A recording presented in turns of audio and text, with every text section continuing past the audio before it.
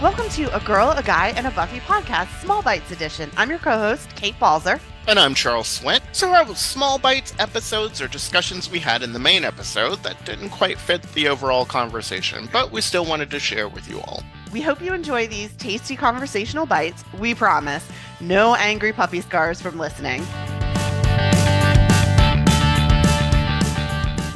So, is Buffy the leader that we need? I think so. Because no leader is meant to be perfect. So we should not expect perfection from Buffy. But she is a strong, caring leader who works for their team, who's open to, other people's ideas. For her, it's not about the recognition. It's not about, oh, we have to use only my ideas.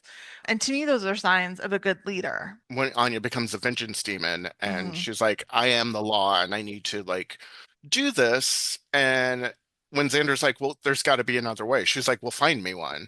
Like, if you can find me something better than this, then I will do it. But this is the choice that I have to make right now. So I have, there's nothing that I can do. And honestly, I think too, like her leadership style and how she leads is more indicative of how actual leaders lead. Like this whole idea that the Slayer and her Watcher are supposed to come up with the plan to save the world and do all this stuff seems insane to me. Like it's a crazy thing to do, especially for a 16-year-old girl and a 35-year-old man, just to have that conversation, as opposed to what Buffy does is basically building a cabinet of people the secretary of Wicca and and the chief of douchery Xander, at least she can pull on those resources to do that, which is what actual leaders do. No one leads in a vacuum, and if they do, they're called a dictator. Yeah, exactly. And kept getting touted for the US during when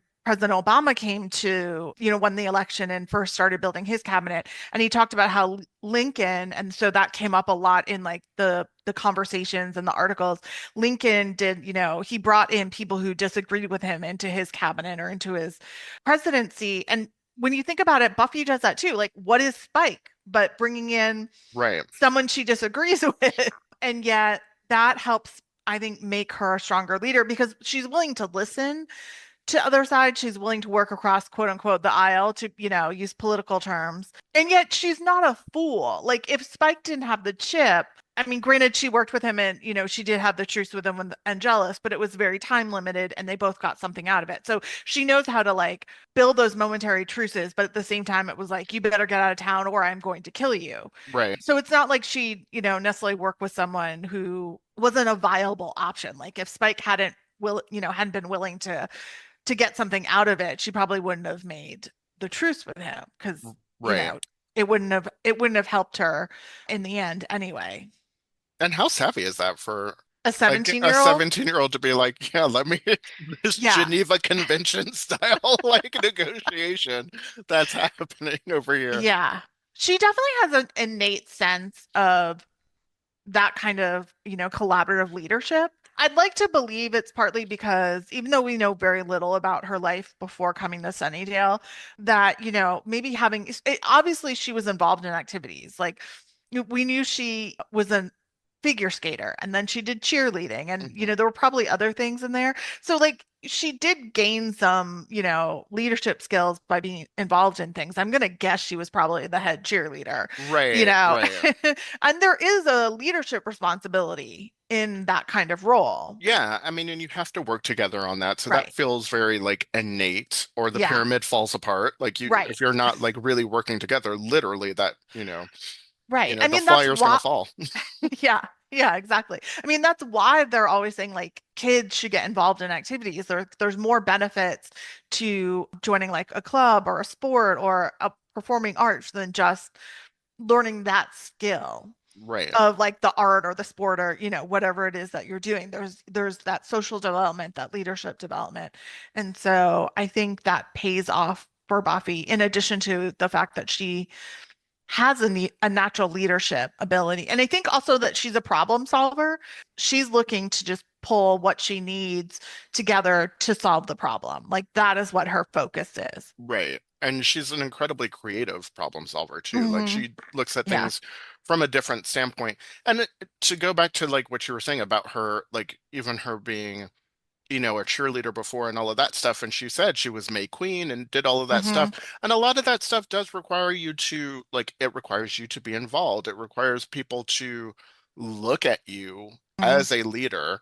And she was able to do that with the Scoobies. She was, she came in, was popular and all of this stuff, but at the same time, she was like, but here's really what's going on. And when you see how capable Mm-hmm. she is, and you see that in action, then it makes it easier for you to be like, yeah, let's get on board with this. Right.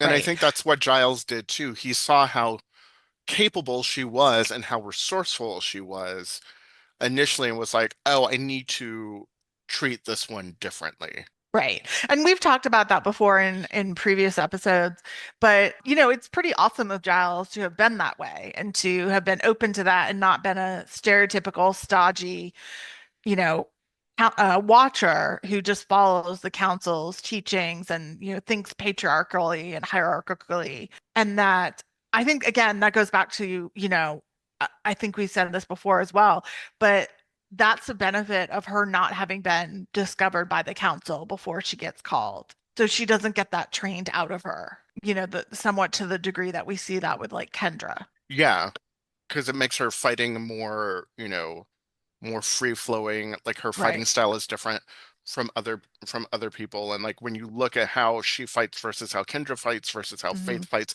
like it's Right. all very, you see Right. Buffy using a lot of like her environment around her and thinking on her feet like that, and making those decisions in real time. Right. And yet at the same time, she's doing the training, Right. Yeah. she's doing that. You have to build those skills through training as well, but she can also improvise in the moment as needed. Yeah.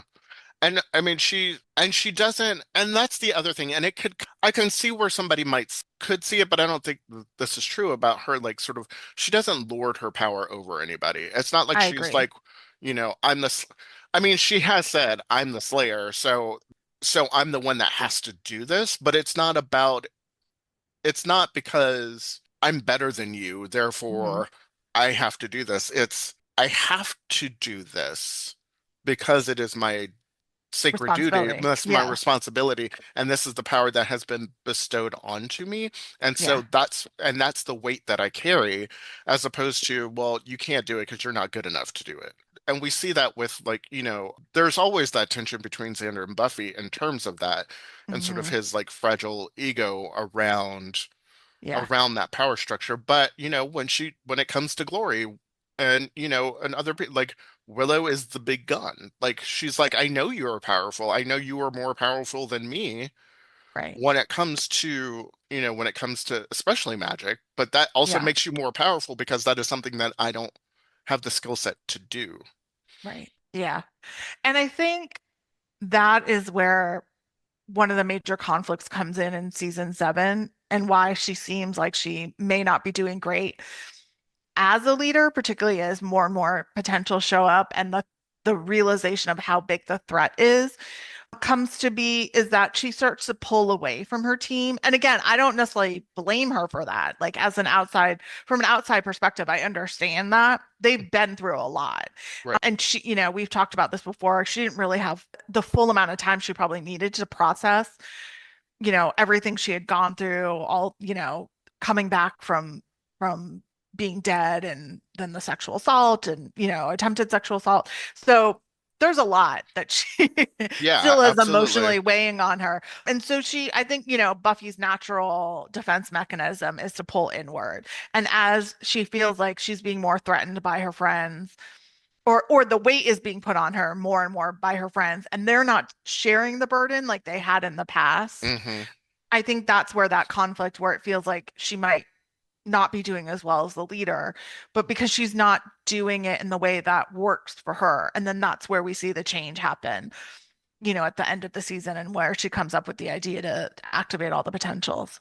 Yeah, and I think too, like especially like early on in season 7, I mean, we see them sort of separate. I mean, like we see Xander and and Buffy and Dawn working Hmm. as kind of like a family unit or Right. whatever, but those relationships have changed so Hmm. much.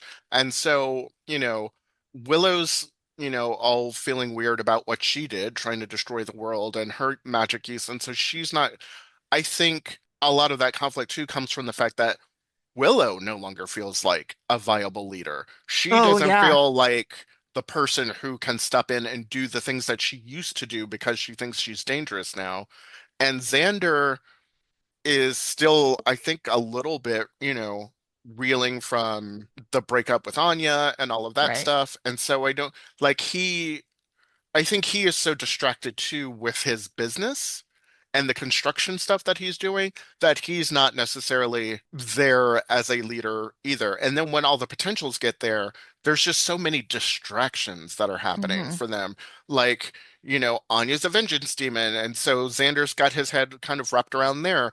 Kennedy comes into the picture, and so that kind of like turns Willow's head a little bit too. So like no one's really like I can see why Buffy would pull away and sort of like she's like, I gotta focus Right. on this while y'all are dealing with your personal problems. And I think she gets frustrated. She's like, we don't have time for this. Yeah. We have like this is the biggest battle we have ever faced, and we potentially could all die. But you were too busy doing X, Y, and Z and screwing around with Kennedy and doing this and sleeping with Anya and trying to do all of this stuff. And even Giles says, "What are you all doing? Going on dates and doing all this stuff? There is a big bad like somebody. We need to focus here." And I think Buffy gets chastised a little bit for being Hmm. too focused on the problem. Yeah, I agree. And I think part of it too is that she's not able to tap into that natural leadership style because she's has all these potentials being thrown at her and she's being told basically like you're responsible for protecting them instead of like let's bring them into the circle. Hmm. And yes, they obviously need to be trained, but like why is Buffy responsible for all of them and to like be their slayer and their watcher and and their provider? Yeah, I mean, I think too much is put on her, and that's Right. also why she can't function like she normally does as a leader because so much is being thrown at her and it's throwing her off. And she in some ways, I think she probably can't think straight, Yeah. Yeah. understandably so. And her cabinet isn't as strong as it used to be. So, like Right. the people that she would usually turn to for counsel have all gone through major Right. changes. Nice. And so like, and even Spike, she's like, Right. I need the guy who used to kill me. Like, that's the fighter that I need. You are not that person. Now you're all like, you know, Yeah. so I get it. She's, Yeah.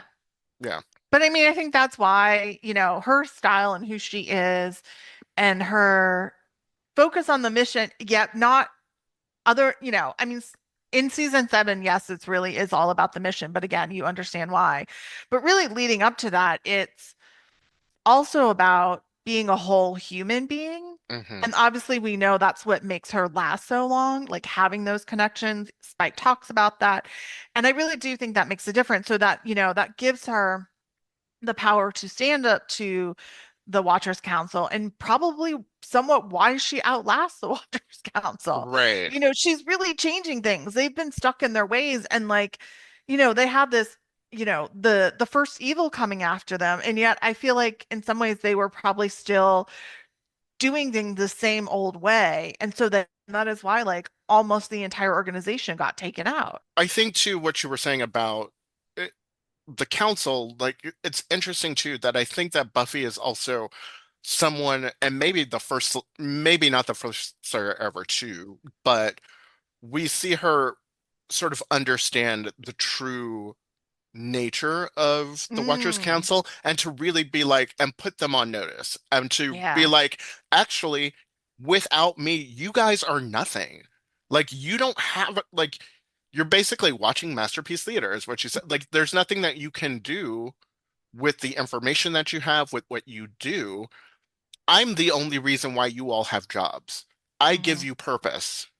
So I think like understanding that shift and that Mhm. power dynamic.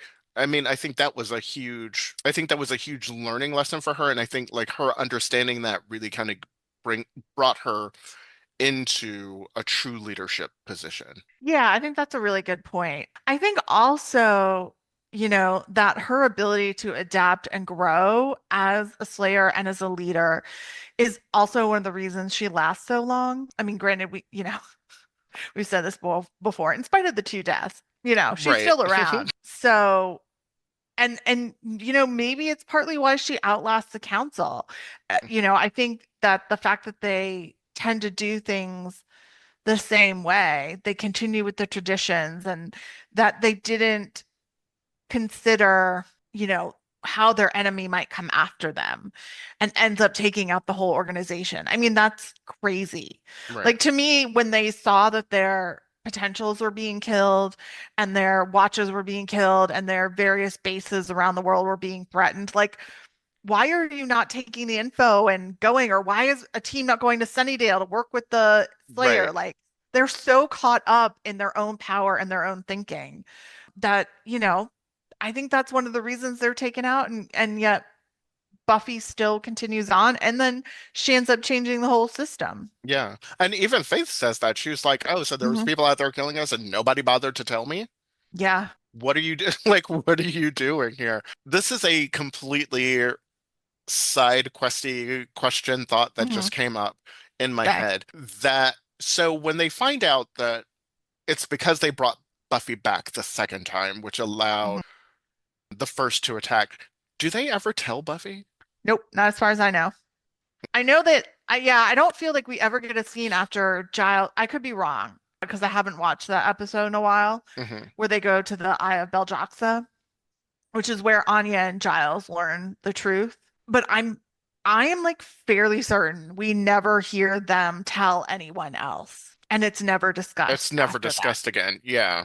Yeah. Which again is a huge thing. Yeah. Granted, it might have been a distraction to Buffy because then I'd be like real PO'd about that. But I feel like let's say that she didn't know that they decided to keep it from her because it wasn't going to change the situation. Yeah, I feel like if she had known that, she might have had a different reaction in empty places. possibly. I do think Yeah, that could have changed that because actually, she would have, because then that would have given her ammunition and been like, correct. listen, if it weren't for all of you, I'm not going anywhere, because if it weren't for you all, we wouldn't be in this mess in the first place. Right. I'd be like turning to the potentials and be like, you want to blame someone for your situation? Those, Blame these three. those three right there, that's on them. Yeah. That's on them. Hmm. Because the other one is dead. Exactly. She paid the price, literally. Right. She did. Mhm. Oh God, yeah, that's a Yeah. whole other discussion Yeah. of another time. Yeah. But yeah, I think Buffy is an incredible leader. She makes mistakes, but all leaders do. And the Sure. point Yeah. is to recognize that, admit it, and then come back from it and keep going because you also learn a lot from failure Yeah. as much as you do from successes, Yeah. which I think Buffy does in general. Agreed. Thank you so much for joining us for this episode of Small Bites. Let us know your thoughts about the episode by leaving a review or rating us wherever you listen to your podcast. You can follow us on Instagram and Facebook at A Buffy Podcast and email us at abuffypodcast@gmail.com. Thanks so much for listening. Bye. Bye.